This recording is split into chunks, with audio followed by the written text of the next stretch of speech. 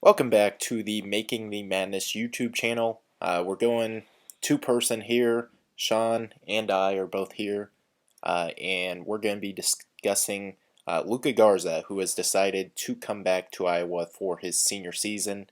This is kind of expected, but certainly a big one for the Hawkeyes going into this season as they look to uh, be a realistic top 10 contender for this upcoming season. Yeah, definitely. I mean, I'm lower on Iowa than a lot of people. I've seen some say they're going to be top 5 preseason, which is possible. But in my upcoming rankings I'm going to do, I haven't decided how many teams I'm going to do yet. But I think I'll have them about 11th or 12th just because their defense is just not very good. I mean, last year in Kenton, they were 97th defensively. That's just not going to get it done. Like, when it comes to March Madness time, they're going to really struggle. They could be a team that's a 2, 3, or 4 seed that can get upset really easily because they just don't play good defense. They could score 90 points a game, but they might allow 100. Like, this is like a modern day NBA style team. Little defense and a lot of offense. They have a lot of shooting. Though Hannon's a really good shooter. Frederick's an elite shooter. Wieskamp's a good shooter. Luka Garza is a good shooter, but just overall, that defense is just not good. Yeah, I think defensively there's concerns.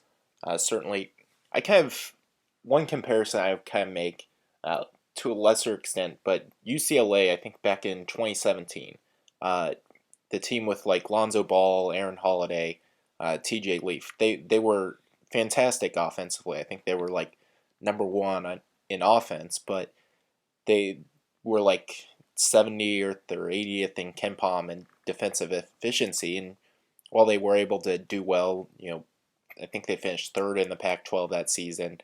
Got a 3 seed in the NCAA tournament, beat Kentucky.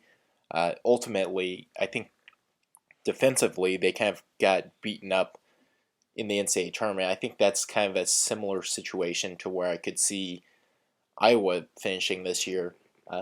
And then another factor I think with Iowa is Fran McCaffrey. We haven't really seen him make a deep run in the NCAA tournament. He's won a game in the NCAA tournament. He won a game 2 years ago, but we haven't seen him, a McCaffrey-led team, make it to the second weekend, make it to the Elite Eight. I'm kind of wait and see. I'm a little bit hesitant, like you, on Iowa, but certainly having Luka Garza back to bring it back to the main point. Garza is huge for this team because without him, he's just on offense a force. He can go out. He can make shots from the 3-point range. He's great at scoring inside. He can score from the mid range. He can score anywhere, and certainly having a guy that can go out and put up 25 a night for your team is going to be huge. And Iowa, I think, is going to be a team that's going to be really good because they can just put up so many points. The defensive concerns are why I don't think they're like a Final Four Elite Eight contender, but certainly having Garza back in the fold, Iowa's going to once again be really good next season.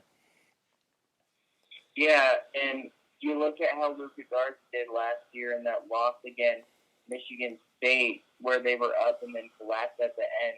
When they collapsed, Xavier Tillman was playing really good defense on Luka Garza. That's the thing to look at because there's some solid defenders in the Big Ten on big men. So we'll have to see if Luka Garza can adjust to that. Kofi Coburn, he's a decent defender. Let's see if he could develop into being an elite one. Xavier Tillman, if he comes back, he's probably the best big man defender in college basketball. If you look at Cliff Omori at Rutgers, he's coming in. He's a defensive first guy, along with Miles Johnson, who's also a pretty solid defender. And Kyle Young at Ohio State, he's a decent defender too. I mean, there's just a lot of guys to defend Garza. So if he's truly an elite player, he's going to need to prove that this season against good talent defensively. Yeah, I do think one thing that's going to be interesting, I think last year, the thing with the defense or other teams' defenders is there were a lot of slow-footed people. You had like Travion Williams, for example, kind of a slow-footed player. I think there's more kind of versatility with at least defensively within the league. Uh, Obviously, Coburn's another one, but you look at like Indiana, for example. I think Trace Jackson Davis can, keep up with Garza, match him out on the perimeter. You look at maybe Seth Towns; he can kind of do the same. I think there's a little bit more speed, at least defensively, and that's kind of a thing where last year he was able to just be able to step out, shoot threes, and then go inside, and it was causing mismatches. I think this year within the Big Ten, there's a little bit more versatility, at least defensively, to where maybe he's not able to do the same thing this year.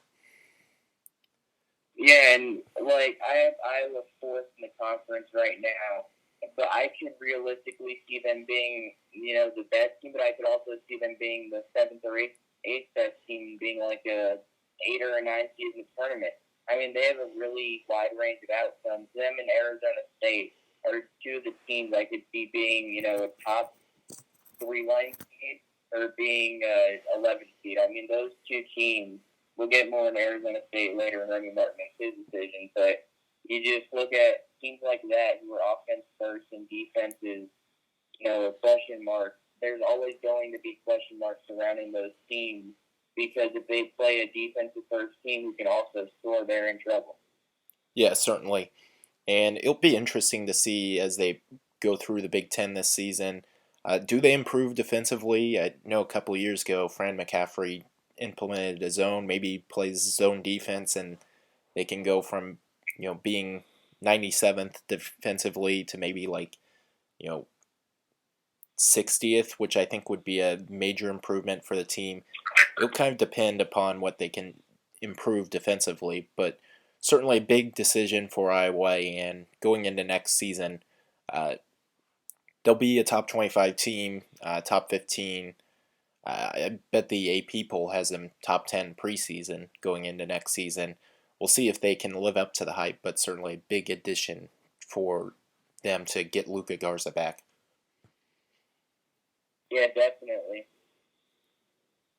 Well, that will wrap it up for this edition of the Making the Madness YouTube channel. Uh, Make sure to hit that subscribe button, and we will be back. Welcome.